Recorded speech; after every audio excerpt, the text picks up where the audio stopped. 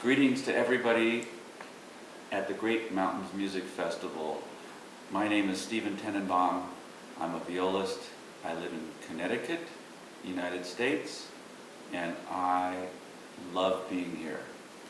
Yes, this is my first time to Pyeongchang, my sixth time to Korea, and my first impression of the festival is that it has a very, very high level of sophistication, great music making, wonderful people, who I've met many here, and my impression is that I'm amazed. I've been to many music festivals all around the world, and I am so impressed with the quality of everything here, and certainly the care that they pay to the artists.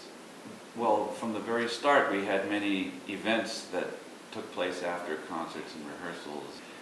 We went first to the Terra Rosa Coffee Factory, and I and Daniel Phillips in my quartet are both amateur coffee roasters, and so that was a wonderful treat for us to get to know the people who started that company and to learn from them and the wonderful barista who was in residence at the festival, and learn more about the art of great coffee making, as well as an amazing dinner, and then to go to Gangneung Sokgujeon and see that beautiful house. I mean, it's just all the events are terrific. You know, the Korean traditional music that took place there, as well as the opera.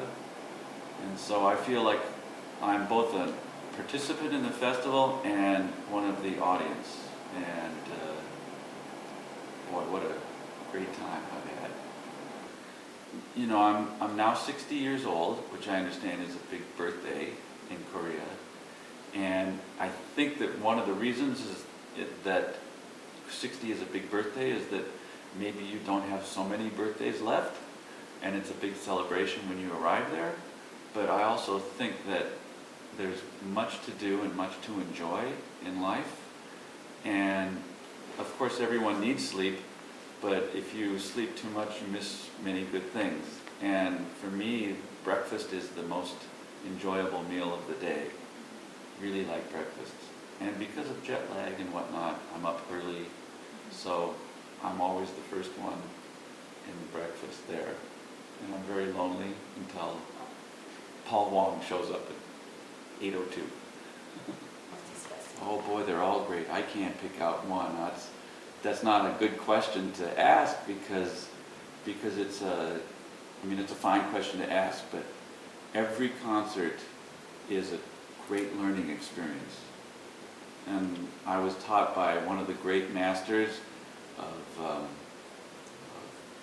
my teachers or my mentors, Rudolf Serkin, who said you should go to lots of concerts. He says if you go to a good concert, you learn a lot. If you go to a bad concert, you learn even more. But there are no bad concerts here. They've all been terrific.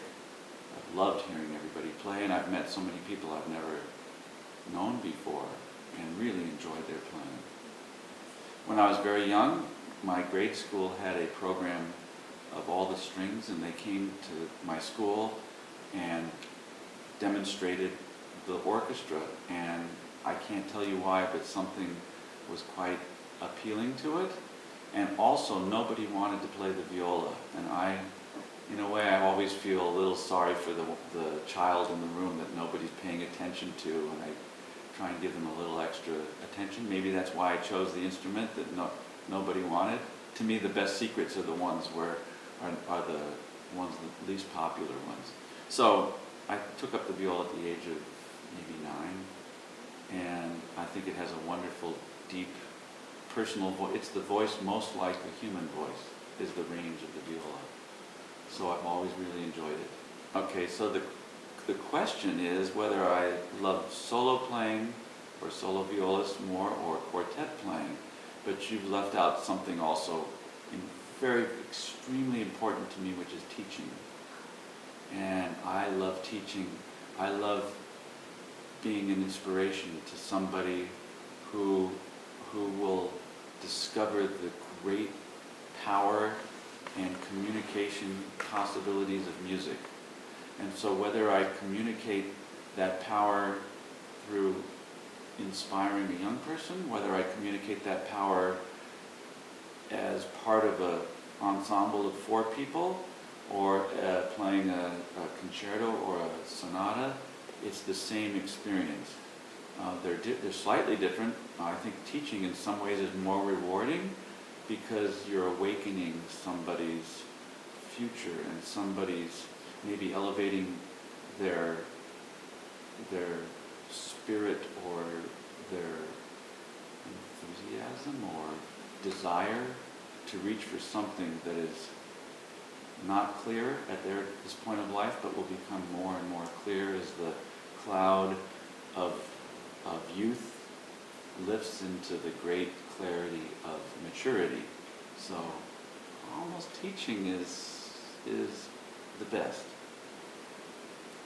Maybe the best advice I've received to pass on to students is don't give up if you love something. And the struggle that you go through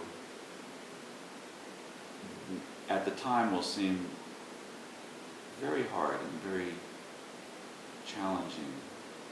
And greatness is achieved not so much by pure talent, but sometimes greatness is achieved by perseverance and climbing to the highest step on the ladder and falling, and then climbing to the highest step and falling, and then climbing to the highest step and continuing.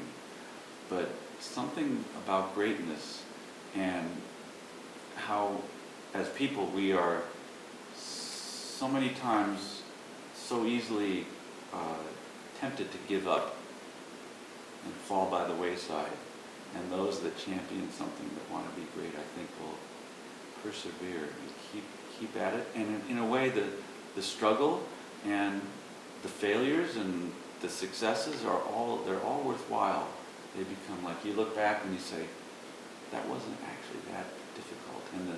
And the attitude of keep going is a very, very positive one. Practice. Yeah, if I go back maybe 40 years ago, practice more. If somebody had, I was not a good practicer when I was young, but if somebody had taught me the skills of creating something or improving and being able to have small goals that you would enjoy reaching new levels with, of course, young people don't like to practice because for many reasons, but it's maybe not so clear, things are not so clear. It seems like it's just a big tangle. But I think there's a way of structuring and being just a little disciplined, and then looking backwards and saying, I accomplished this and this and this today, and I feel really good about that. I think that would have been a much better time for me. And later in life, I would have been able to enjoy myself even more. So now I practice lots to try and catch up. Great. Music is about maybe the Garden of Eden, and the Garden of Eden really exists not searching out by materialism, expensive cars, expensive clothes, but the Garden of Eden is this existence in between here. And somehow, when we are able to find that beauty in life, and then we can maybe translate it to our music making. But because music is here to raise the spirit of people above the everyday life, mundane life. Kamsahamnida to everybody, and again, I've had an amazing experience here and hope to come back someday. Thank you.